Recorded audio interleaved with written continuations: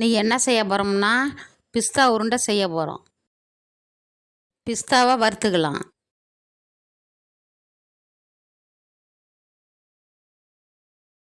ரெண்டு ஏலக்காவை சேர்த்து வறுத்து எடுத்துக்கலாம்.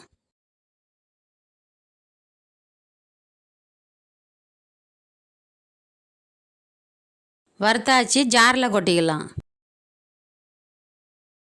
ஒரு கப்பு நாட்டு சர்க்கரை சேர்த்து அரைச்சி எடுத்துக்கலாம்.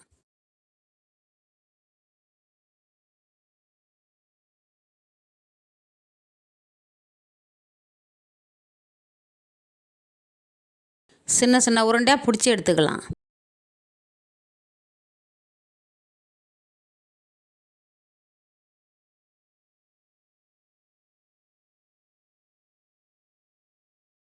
சத்தான பிஸ்தா உருண்டை ரெடி.